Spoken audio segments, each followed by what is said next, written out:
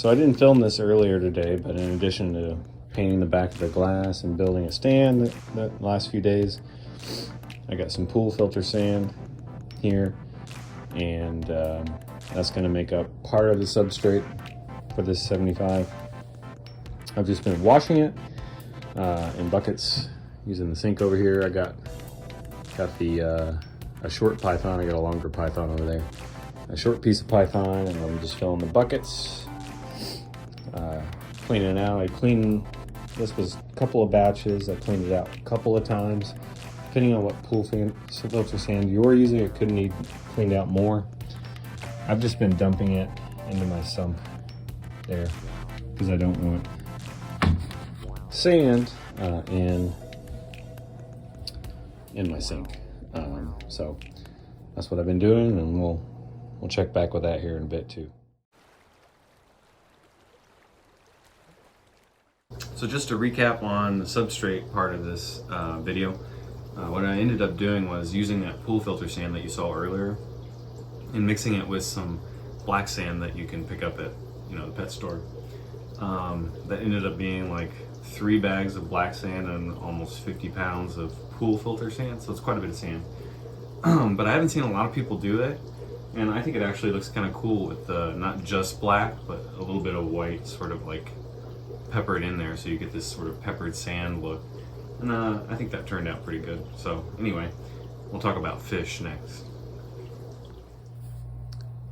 So we're down here in the quarantine tank, and we got some fish for the 75 gallon. They're acclimating right now. There's a couple green severums over there, juveniles. And we got a bunch of cory cats over here. Green cories.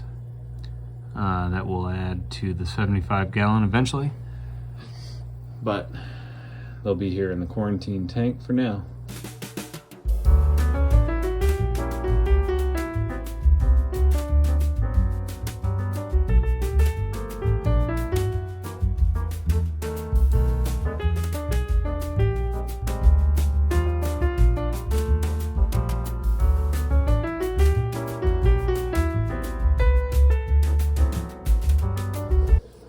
So I just wanted to catch you up on some of the developments that happened after adding the fish to the quarantine tank over here.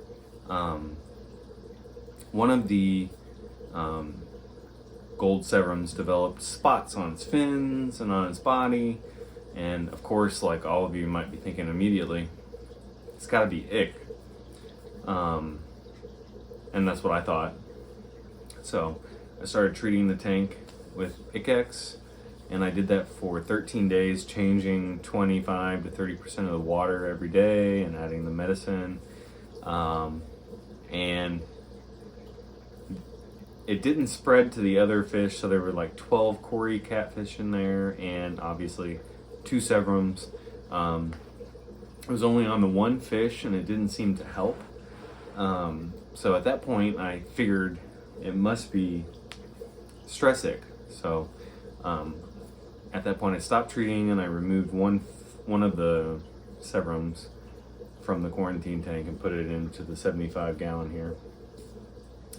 And that was after observing some aggressive behavior between the 2 fish. So there's definitely one severum, they're both golds, there's definitely one that's really dominant, the other one is not so dominant.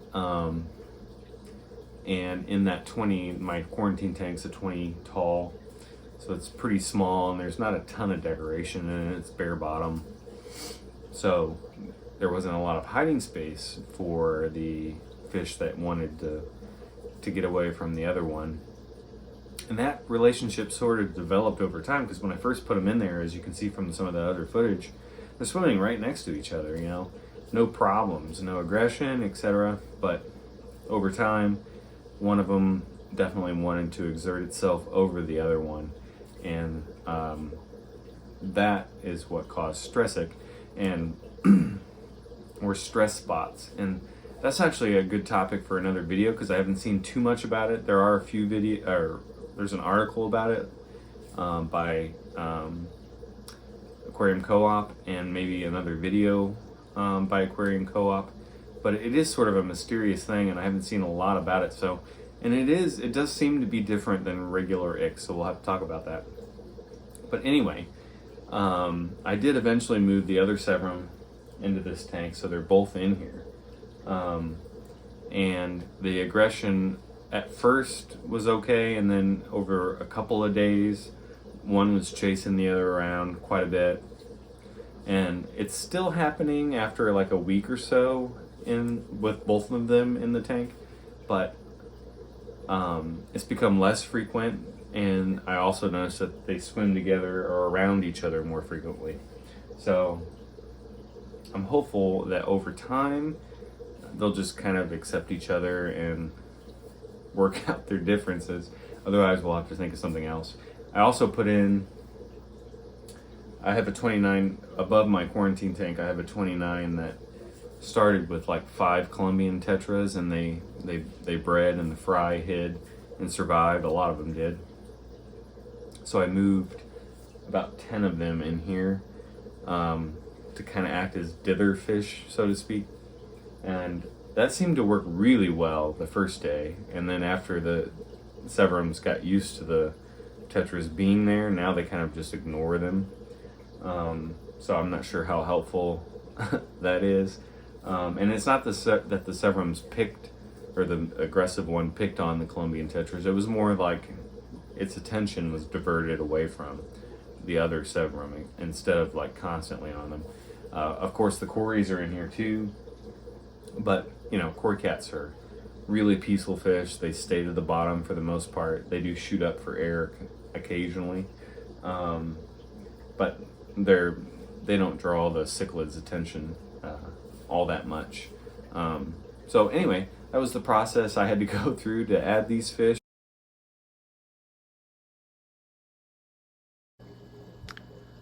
So the final leg of this journey starts over here at my 40 breeder.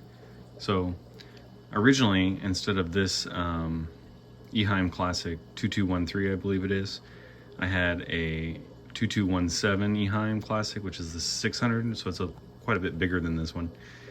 Set up on this tank and running for about 3 weeks. In addition, at that time, I had a AquaClear 70, not this AquaClear 50, and I kept that running while the other Eheim was on here. Say hi to Robbie. Hi, Robbie. Hi, Robbie. I had that running on here simultaneously, so to establish a little beneficial bacteria. And when I installed this one, I took as much biological media as this one would hold from the other one and put it in this one, and then transferred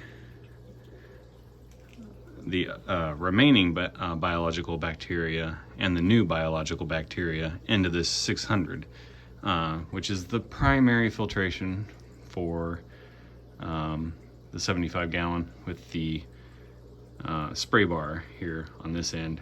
As you can see, the flow's not too bad. It's actually really nice, in my opinion. So just to quickly go over filtration on this tank, it's primarily filtered by this 600 canister filter, which I like quite a bit. And up top here, you might have seen me in some of the fast forwarded videos in the prior video, messing around up here quite a bit. I couldn't find a hang-on back that would easily fit this tank for whatever reason.